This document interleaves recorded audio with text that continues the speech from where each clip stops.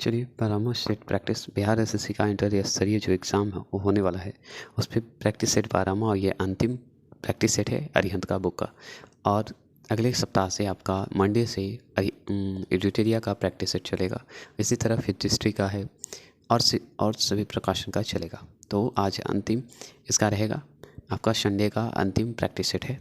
चलिएगा धीरे धीरे और आप स्पीड करके देख लेंगे, ठीक है। तो भारत के संविधान के भाग में राज्य के नीति निर्देशक तत्व निहित है, मतलब किस भाग में, कितने भाग में। तो याद रखिएगा भाग 4 के ए में निहित है, याद रखिएगा। अगर पूछते कि नीति निर्देशक तत्व कहाँ से लिया गया है तो याद रखिएगा आयरलैंड से लिया गया। और ध्यान रखिएगा इसका जो संविधान का स्रोत है वो मैं वीडियो बना चुका हूँ, नहीं तो आप जाकर जरूर देख लेंगे। और अनुच्छेद पूछ देगा तो 36 से 51 याद रखेंगे, ठीक है। इसमें ज़्यादा टाइम नहीं लगे।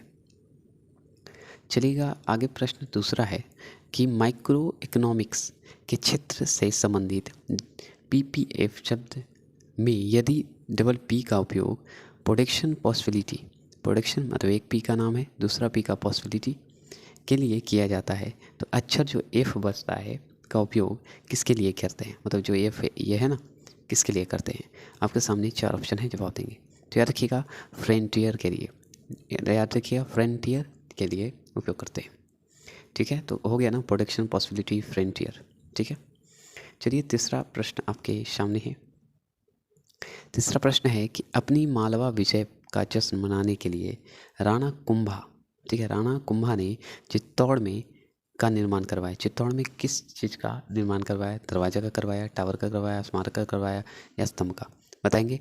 तीसरे प्रश्न का जवाब देंगे। तो याद रखिएगा कृति स्तंभ का जो है निर्माण करवाया था, जो कि 120 फीट ऊंचा है, 9 मंजिला है, याद रखिएगा। और 157 सीढ़ियाँ हैं, याद रखिएगा, ठीक है। चलिए आगे चलते हैं। चलिए ज़्यादा टाइम वेस्ट नहीं करेंगे, सिर्फ उतना ही जो सटीक होंगे, नहीं तो आंसर देख के आगे बढ़ेंगे। तो याद रखिएगा वर्ष 1975 में पहले विश्व कप में भारतीय क्रिकेटर टीम के कप्तान कौन थे, बताइएगा। भारतीय क्रिकेटर जो टीम के कप्तान कब 1975 में कौन थे, बताइएगा पहले विश्व कप में, बताएंगे। चौथे प्रश्न का जवाब देंगे। तो याद रखिएगा ऑप्शन नंबर डी, याद रखिएगा एस वेंकट राघवन, याद रखिएगा एस वेंकट राघवन, याद रखिएगा वेंकट राघवन, याद रखेंगे। 5वां प्रश्न का जवाब देंगे। 5वां प्रश्न है कि भारत के राष्ट्रपति के पद पर चयन के लिए योग्यता के संबंधित निम्नलिखित में से कौन सा कथन गलत है। तो गलत में बताइए, क्या 35 वर्ष होना आयु होनी चाहिए, दम होनी चाहिए, लोकसभा के सदस्यों के रूप में चुनाव के लिए योग्य होना चाहिए, दम होना चाहिए, वह भारत के नागरिक होना चाहिए। लेकिन ये जरूरी इंपॉर्टेंट नहीं बताया गया कि उसे ग्रेजुएट होना चाहिए, ये इंपॉर्टेंट नहीं बताया गया कि राष्ट्रपति को ग्रेजुएट होना चाहिए कि नहीं होना चाहिए, ठीक है। तो यही गलत है, ऑप्शन नंबर ए जो है गलत है, ठीक है। चलिए बहुत ही अच्छा प्रश्न है। 6ठा प्रश्न है कि सरस्वती सम्मान के पहले विजेता कौन थे, बताइएगा सरस्वती सम्मान के पहले विजेता कौन थे। आपके सामने 4 प्रश्न हैं, जवाब देंगे। सरस्वती सम्मान के पहले विजेता कौन थे, आप जवाब देंगे। 6 प्रश्न का जवाब देंगे। तो याद रखिएगा option number A Harivansh Rai Bachchan, जो कि अमिताभ बच्चन जी के पिताजी थे, याद रखेंगे। चलेंगे आगे। 7वां प्रश्न का जवाब देंगे। बताइएगा पीके बनर्जी जो भारत के महान फुटबॉलर थे जो के रूप में खेलते थे, किस रूप में खेलते थे, मतलब फुटबॉलर थे तो किस रूप में खेलते थे। आपके सामने 4 ऑप्शन है, जवाब देंगे। तो इसका answer option number A striker थे, एक तरह से स्ट्राइक पे खेलते थे एक तरह से, ठीक है। चलिएगा आगे चलेंगे। 8वां प्रश्न का जवाब देंगे। 8वां प्रश्न है कि भारतीय संविधान के अनुच्छेद जो है 243 और 243 ओ निम्नलिखित में से किससे संबंधित है। तो बताइए 243 जो है किससे संबंधित है, ये बताएंगे। तो याद रखिएगा 243 जब भी होगा पंचायती राज से संबंधित होंगे, किससे, तो पंचायती राज से संबंधित है। ये 73वें संविधान संशोधन 1992 के तहत है, ठीक है। भाग आप बताइएगा कि पंचायती राज जो है भाग कितने में आते हैं। चलिए 9वां प्रश्न बताइएगा भारत में राष्ट्रीय आय का अनुमान सर्वप्रथम किसने लगाया था। अनुमान जो है राष्ट्रीय आय का अनुमान जो है सर्वप्रथम किसने लगाया था, ये बताइएगा। 9वां प्रश्न का जवाब देंगे। तो देखिएगा दादा भाई नौरोजी थे जिसने ये अनुमान लगाया था, राष्ट्रीय आय का अनुमान सर्वप्रथम लगाया था, ठीक है। चलिएगा ये 10वां प्रश्न का आंसर का जवाब देंगे। तो याद रखिए 25 डिग्री सेल्सियस फ़ारेनहाइट स्केल पर कितने डिग्री के बराबर होता है, बताइएगा कितने डिग्री के बराबर होता है। आपके सामने 4 ऑप्शन है, जवाब देंगे। तो याद रखिएगा 10वां प्रश्न का ऑप्शन नंबर ए 77 डिग्री, याद रखेंगे 77 डिग्री, ठीक है। 11वां प्रश्न का जवाब देंगे। 11वां प्रश्न है, निम्नलिखित में से कौन से अनुच्छेद भारत में धर्म की स्वतंत्रता के अधिकार से संबंधित है। धर्म की स्वतंत्रता की अगर जैसे ही बात होगी तो याद रखेंगे अनुच्छेद 25 से 28 आएगा। क्या आएगा? 25 से 28 आएगा धर्म की स्वतंत्रता में। याद रखेंगे 23 से 24 क्या है, 14 से 18 क्या है, 19 से 22 क्या है, आप बताएंगे। ऐसे अनुच्छेद का मैं बोल रहा हूँ लेकिन कर नहीं रहा हूँ, वो कारण क्या है कि अकेला पड़ जाता हूँ और सब टाइमिंग के अनुसार हमको बनाना, एडिटिंग करना थोड़ा टाइम लग जाता है, इसलिए अपलोड कर दूंगा। आपका मैं जो वादा किया हूँ तो पूरा करूँगा। मोर को भारत का राष्ट्रीय पक्षी किस वर्ष घोषित किया था? बताइएगा किस वर्ष घोषित किया गया था, बताएंगे। मोर को किस वर्ष घोषित किया गया था? तो 1963 में। याद रखेंगे 1963 में। 12वां प्रश्न का जवाब देंगे 1963 में, याद रखिएगा। 13वां प्रश्न का जवाब है कि हड़प्पा सभ्यता के पुरातात्विक स्थलों के संदर्भ में निम्नलिखित में से कौन से युगम गलत हैं? गलत बताना है। तो याद रखिएगा लोथल जो है गुजरात में है, एकदम सही है। राखी गढ़ी जो है ना, ये पंजाब में नहीं हरियाणा में है, तो यही आपका गलत है। नहीं तो उत्तर प्रदेश में आलमगीर सही है, कालीबंगा राजस्थान में ये सही है। ठीक है, तो याद रखिए option number B is right. गलत पूछा, ठीक है। क्वेश्चन को ध्यान से पढ़िएगा, ठीक है। अच्छा लगे तो प्लीज़ सब्सक्राइब लाइक कीजिए और कमेंट करते हैं उसके लिए धन्यवाद। और आप अच्छे अच्छे कमेंट करते हैं कि मैंने सेट प्रैक्टिस लाया, तो अच्छा लगता है। आप अगर सपोर्ट करें और इसी तरह कमेंट और सब्सक्राइब लाइक करते रहें तो मैं वादा करता हूँ कि आपका कोई भी प्रकाशन का सेट प्रैक्टिस नहीं बचेगा, याद रखिएगा। और 9 बजे 12 बजे जो बिहार का स्पेशली एनालिसिस करता हूँ, करेंट अफेयर देता हूँ, वो ज़रूर से ज़रूर देखेंगे। और 2 बजे साइंस ज़रूर देखेंगे और जो बचा टाइम में अपलोड करता हूँ वो भी ज़रूर देखेंगे क्योंकि इम्पोर्टेंट देता हूँ। भारत के राष्ट्रीय जो गान में भारत के राष्ट्रीय गान में उत्कल शब्द की आधुनिक राज्य को दर्शाता है, संदर्भित करता है। कौन से राज्य को संदर्भित करता है? तो याद रखिएगा आपके सामने 4 ऑप्शन है, तो इसमें उड़ीसा को संदर्भित करता है उत्कल, ठीक है। चलिएगा 15वां प्रश्न का जवाब देंगे। 15वां प्रश्न है अंतर्राष्ट्रीय योग दिवस कब मनाया जाता है?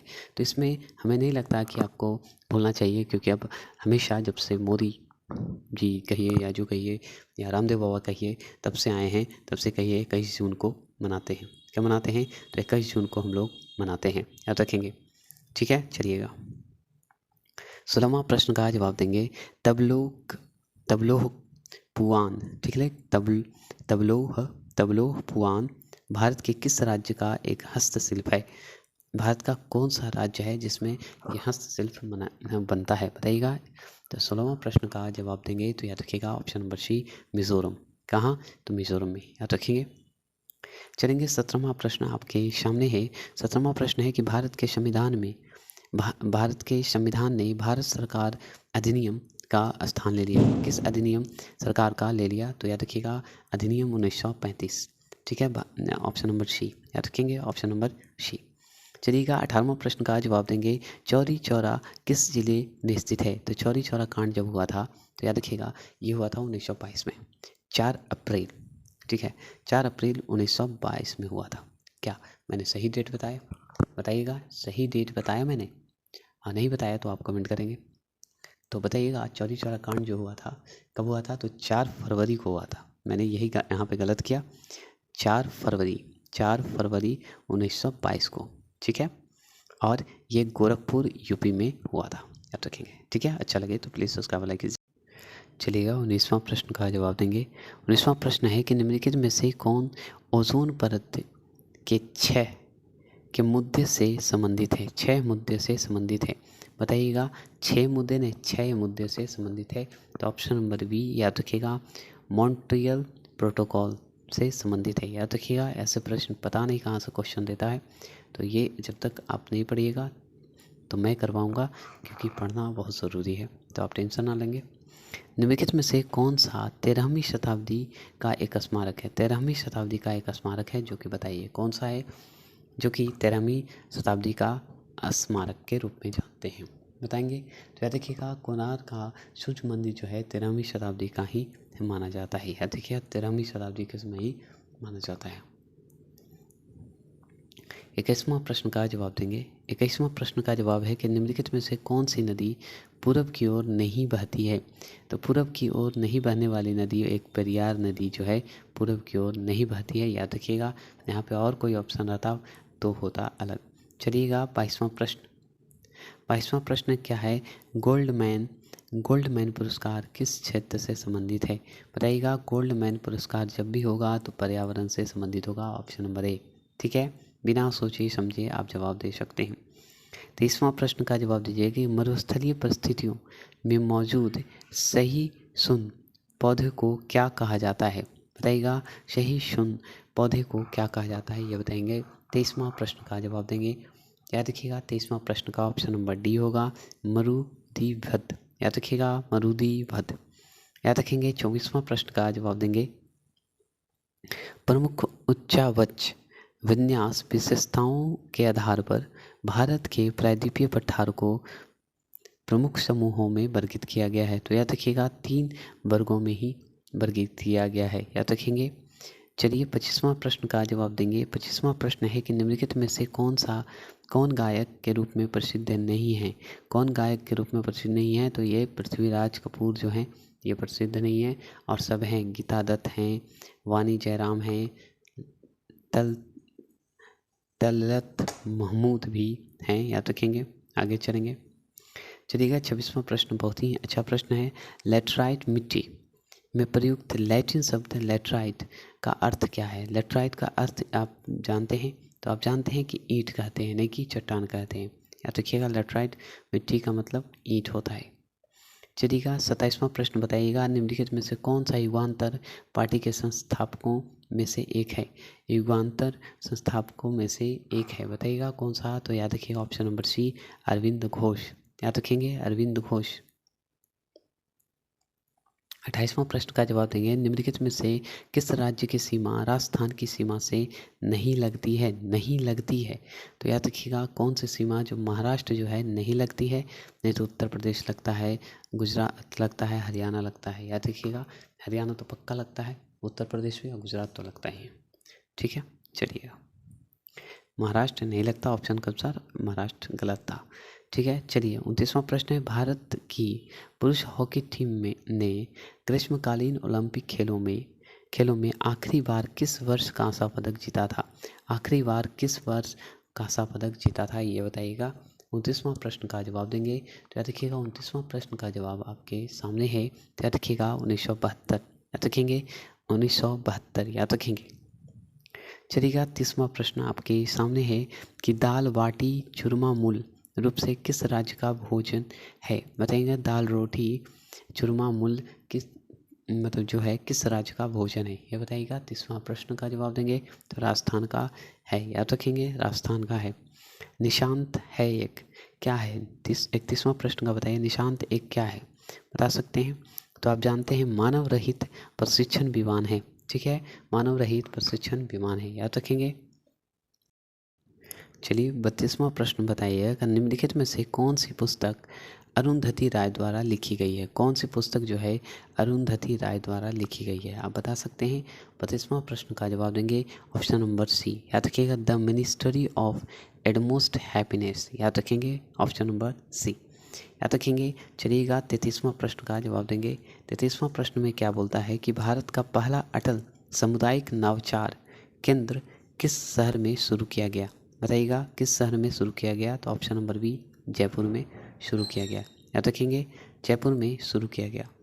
34वां प्रश्न का जवाब देंगे, संक्षिप्ताक्षर जो है मतलब शॉर्ट फॉर्म बोल रहा है, AFSPA के अक्षर में ए जो है इनमें से किसके लिए प्रयुक्त हुआ?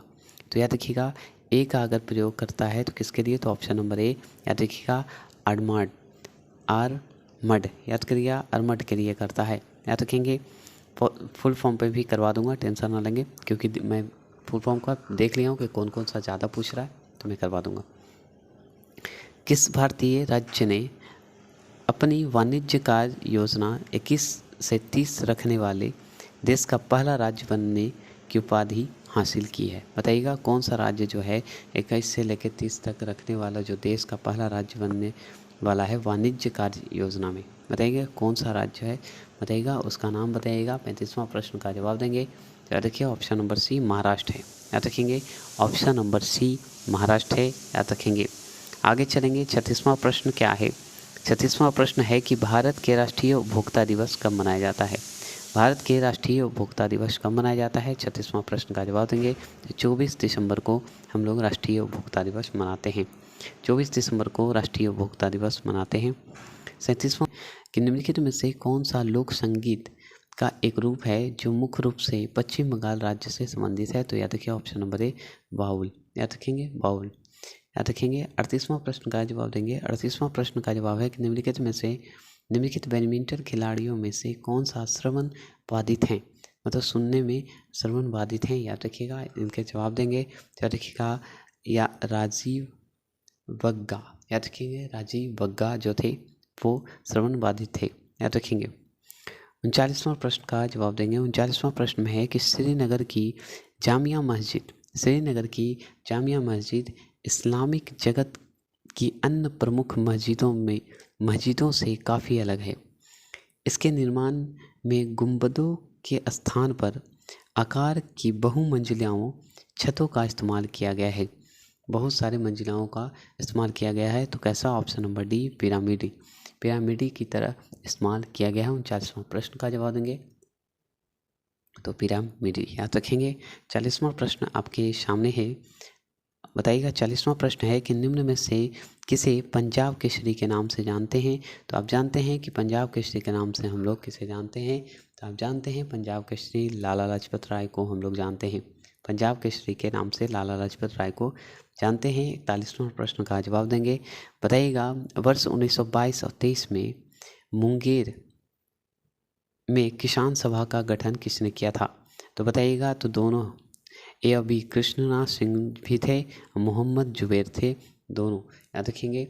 ए बी सी दोनों होंगे। याद रखेंगे। चलिए 42वां प्रश्न का जवाब देंगे। 42वां है कि निम्न में से किसने यूरोपियन नील बागान मालिकों द्वारा किसानों के शोषण की ओर गांधी जी का ध्यान आकर्षित किया? बताइएगा। निम्न में से किसने यूरोपियन नील बागान मालिकों द्वारा किसानों के शोषण की ओर गांधी जी का ध्यान आकर्षित किया? इसका इनमें नाम बताइए। तो याद रखिएगा राजकुमार शुक्ल का नाम आ रहा होगा, क्योंकि ये चंपारण की ओर बताए थे कि मतलब जो अंग्रेज है बिहार में नील की खेती करवा रहा है, इसलिए चंपारण सत्याग्रह का नमन मतलब आए थे, बुलाया गया था, तभी चंपारण सत्याग्रह हुआ था बिहार में और गांधी जी का पहला सत्याग्रह था। 43वां प्रश्न का जवाब देंगे। 43वां है कि बिहार में निर्माणाधीन रेल पहिया कारखाना कहाँ स्थित है? रेल का जो पहिया था, चक्का जो कहते हैं, उसका कारखाना स्थित है बिहार के। बताइएगा कहाँ? 43वां प्रश्न का जवाब देंगे। कहाँ स्थित है बताइएगा। 43वां प्रश्न का जवाब देंगे तो आप जानते हैं 43वां प्रश्न छपरा। कहाँ? छपरा का नाम सुने हैं, छपरा में। याद रखेंगे। 44वां प्रश्न का जवाब देंगे। बिहार जीके से हमेशा 12 बजे अपडेट रहिएगा। कल संडे है इसलिए 1-2 वीडियो रहेंगे, क्योंकि दीपावली है और सभी के लिए खुशियों का दिन है। हैप्पी एंजॉय कीजिए, मस्ती कीजिए, हैप्पी दिवाली। बिहार के किन जिलों में संथाल जनजाति निवास करती है?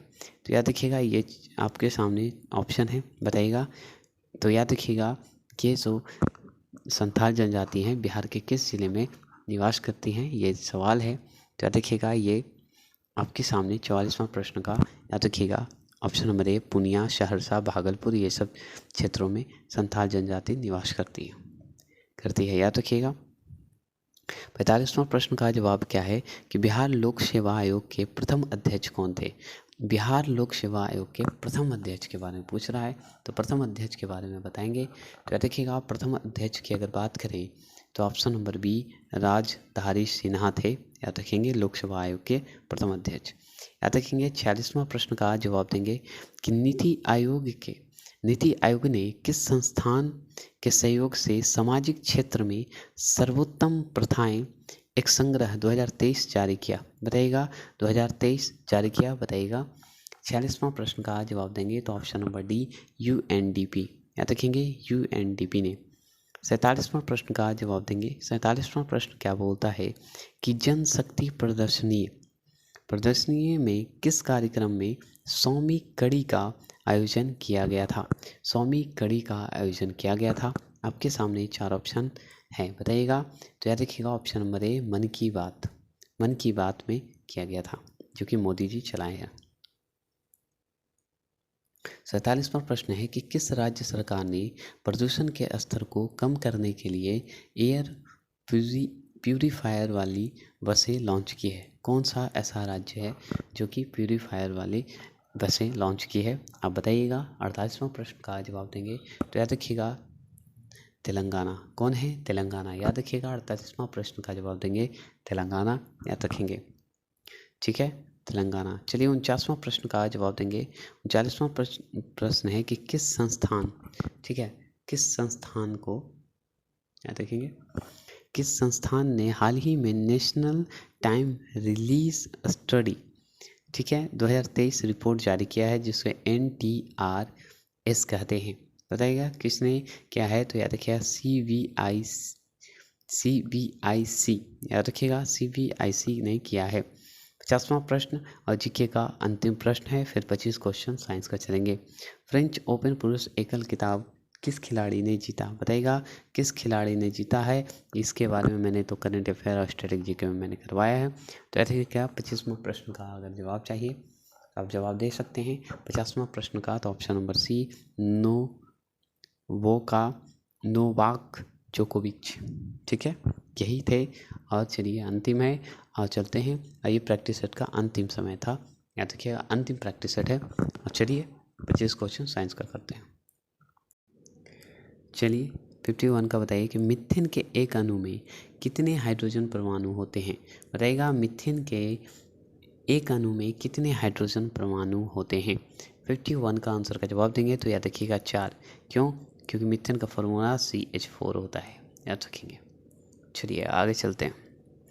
52 का आंसर का जवाब देंगे। 52 है कि विज्ञान के किस शाखाओं में असाधारण वैज्ञानिक कार्यों के लिए एबल पुरस्कार दिया जाता है? एबल पुरस्कार दिया जाता है, बताइएगा। एबल नोबल का एबल कर दिया, ठीक है, एबल पुरस्कार होते हैं, बताइएगा एबल पुरस्कार दिया जाता है, बताएंगे एबल पुरस्कार दिया जाता है, ये बताइएगा। एबल पुरस्कार होता है जो कि आपको गणित के क्षेत्र में दिया जाता है। तो याद रखिएगा एबल पुरस्कार जैसे ही आएगा वो गणित के क्षेत्र में दिया जाता है, ये ध्यान रखिएगा, ठीक है। बताइए कितने मूलभूत SI इकाई हैं? बताइएगा कितने मूलभूत SI इकाई होते हैं? बताएंगे कितने मूलभूत SI इकाई होते हैं? आप जवाब देंगे तो याद रखिएगा 7 होते हैं, ऑप्शन नंबर सी, याद रखिएगा 7 होते हैं। 54 का आंसर का जवाब देंगे। 54 में क्या है? तत्वों का परमाणु संख्या 99 है। तो तत्वों के परमाणु संख्या 99 है, तो बताइएगा 54 का आंसर का जवाब देंगे तो याद रखिएगा 54 का आंसर का जवाब क्या होगा? तो याद रखिएगा ऑप्शन नंबर ए, आइंस्टीनियम, याद रखिएगा आइंस्टीनियम, याद रखिएगा। चलिए इसका स्पष्ट आंसर 54 का नहीं है। चलिए आगे चलते हैं, लेकिन ऑप्शन नंबर ए सही है। किस एक वस्तु को अधिक प्राप्त करने के लिए अन्य वस्तुओं और सेवाओं की मात्रा जिनकी त्याग करना पड़े तो उस वस्तु की लागत कहा जाता है? क्या कहा जाता है? तो याद रखिएगा अवसर कहा जाता है, अवसर लागत कहा जाता है, याद रखेंगे। चलिएगा 56 का आंसर का जवाब देंगे। 56 का आंसर का जवाब देंगे तो 56 में समान तापमान पर निम्नलिखित में से किसका घनत्व सबसे अधिक होता है? सबसे अधिक घनत्व किसका होता है ये बताइएगा, बताएंगे। आपके सामने 56 का आंसर का जवाब देंगे तो याद रखिएगा पानी का सबसे ज़्यादा घनत्व होता है, याद रखेंगे, समानता पर। 57 का आंसर का जवाब देंगे। निम्न में से किस रंग के प्रकाश में पीले रंग की तुलना में तरंगदैर्घ्य अधिक होता है? बताइएगा तरंगदैर्घ्य अधिक होता है, पीले रंग की तुलना में तरंगदैर्घ्य अधिक होता है, किस में होता है ये बताइएगा। याद रखिएगा नारंगी में, याद रखेंगे नारंगी में, ठीक है। चलिए आगे बताइए 58 का दिए गए विकल्पों में से संबंधित शब्द चुनिए। बताइए जीवाणु, सूक्ष्मदर्शी और चंद्रमा क्या है? बताएंगे जीवाणु जो है सूक्ष्मदर्शी है, और ये बताइए तो क्या होगा, बताइए चंद्रमा क्या होगा ये बताइएगा। आपके सामने 4 ऑप्शन है, तो याद रखिएगा ऑप्शन नंबर डी दूरदर्शी यंत्र है, याद रखेंगे चंद्रमा दूरदर्शी यंत्र से देख सकते हैं। चलिए आगे चलेंगे। अदरक एक तना है क्योंकि, अदरक जो है एक तना है क्योंकि, बताइएगा 59 का आंसर का जवाब देंगे। तो देखिएगा 59 का ऑप्शन नंबर सी, इसे पर्व एवं पर्व संधियाँ मिलती है। याद रखेंगे अदरक एक तना है क्योंकि वो मतलब ऊपरी क्षेत्र में भी होता है। याद रखेंगे। 60 प्रश्न का जवाब देंगे, पौधे में जल का परिवहन किसके माध्यम से होता है? बताइएगा, पौधे में जल का परिवहन जो होता है किसके माध्यम से होता है? अब जवाब देंगे 60वां प्रश्न का जवाब देंगे तो option number D, xylem, xylem के द्वारा होता है। याद रखेंगे। आगे चलते हैं 61, हृदय के लिए सबसे अधिक लाभदायक खाद्य तेल कौन सा होता है? खाद्य तेल कौन सा है हृदय के लिए सबसे अधिक लाभदायक खाद्य तेल कौन सा होता है? 61 का आंसर का जवाब देंगे तो देखिए option number B, alluvial oil. जंतु के तेल जो होते हैं हृदय के लिए बहुत ही महत्वपूर्ण होते हैं। याद रखेंगे। 62 का आंसर का जवाब देंगे। 62 में है कि निम्नलिखित में से कौन सा पोटासियम अल्पता जो होता है इससे संबंधित है? बताइएगा, पोटासियम से संबंधित है कौन सा होता है? बताइएगा। 62 का आंसर का जवाब देंगे तो ऑप्शन नंबर बी। याद रखिएगा, गुर्दा क्षति तथा पेशीय लकवा जो होता है वो उसे कहते हैं। याद रखेंगे। ठीक है, 61 का आंसर का जवाब तो आपने दे दिया था, 62 का भी ऑप्शन नंबर बी ही होता है। याद रखिएगा। थर्म किसकी यूनिट है? थर्म जो है बताइए किसकी यूनिट है? 63 का आंसर का जवाब देंगे तो याद रखिएगा 63 का आंसर का जवाब दीजिएगा तो ऑप्शन नंबर बी, ऊष्मा की। याद रखिएगा, ऊष्मा की। चलिए 64 का आंसर का जवाब देंगे, द्रव चालिता मशीन किस सिद्धांत पर काम करती है? द्रव चालिता मशीन जो है किस सिद्धांत पर काम करती है? 64 का आंसर का जवाब देंगे तो ऑप्शन नंबर सी, पास्कल के सिद्धांत पर काम करती है। देखिएगा, पास्कल के सिद्धांत पर कार्य करती है। 65, उर्वरकों के निर्माण में निम्नलिखित में से कौन सा तत्व प्रयोग में लाया जाता है? कौन सा तत्व जो है प्रयोग में लाया जाता है? 65 का आंसर का जवाब देंगे तो ऑप्शन नंबर बी, पोटाशियम। याद रखिएगा, option number B, potassium. Bones जो में होता है, बोने एस में क्या होता है? आपके सामने 4 ऑप्शन है। एक शॉर्ट क्लिप चल रहा है डेली आपका साइंस का, जो रासायनिक सूत्र होते हैं और उसके आयस दोनों चलते हैं, वो चल रहा है। आपको अच्छा लगेगा, शॉर्ट क्लिप चाहिएगा, और अगर अच्छा लगे तो प्लीज़ सब्सक्राइब कीजिए। मेरा शॉर्ट वीडियो में देखिए, शॉर्ट वीडियो होता है उसमें डाल रहा हूँ डेली एक, तो अच्छा लगे तो स्पीड में करके। ठीक है, तो इसका आंसर का जवाब देंगे। 66 का आंसर का जवाब देंगे तो याद रखिए option number C, calcium phosphate. 67 का आंसर का जवाब देंगे। याद रखेंगे, निम्नलिखित में से नाइट्रोजन और फास्फोरस की अधिक सांद्रता के कारण जल में क्या होता है? जल में क्या होता है? 67 का आंसर का जवाब देंगे ऑप्शन नंबर सी, क्षारकता हो जाता है। याद रखेंगे, क्षारकता हो जाता है। याद रखेंगे। 68 का जवाब देंगे। 68 का आंसर का जवाब देंगे, नाभिकीय का परमाणु क्रमांक बराबर होता है। नाभिकीय का परमाणु क्रमांक होता है किसके? बताइएगा। 68 का आंसर का जवाब देंगे ऑप्शन नंबर सी, प्रोटॉनों की संख्या। याद रखिएगा, नाभिकीय का परमाणु क्रमांक बराबर होता है प्रोटॉनों की संख्या के। याद रखेंगे। 69 का आंसर का जवाब देंगे। याद रखिएगा, एक तत्व का इलेक्ट्रॉनिक विन्यास 283 है तो तत्व का आवर्त होगा। आवर्त पे MCQ करवाने जा रहा हूँ, करवा दूंगा, तो बताइएगा 283 आवर्त होगा, क्या होगा? तो याद रखिए ऑप्शन नंबर सी, तृतीय। बस आज के लिए इतना ही रखते हैं, और ये अंतिम सेट प्रैक्टिस था इस प्रकाशन का। अब जो भी होगा आपको एक वीकली आज डाल दिया गया है 10 बजे, और आज अंतिम है, और नेक्स्ट आपका दूसरे प्रकाशन का सेट प्रैक्टिस होगा। चलिए, अच्छा लगे तो प्लीज़ सब्सक्राइब कीजिए। धन्यवाद।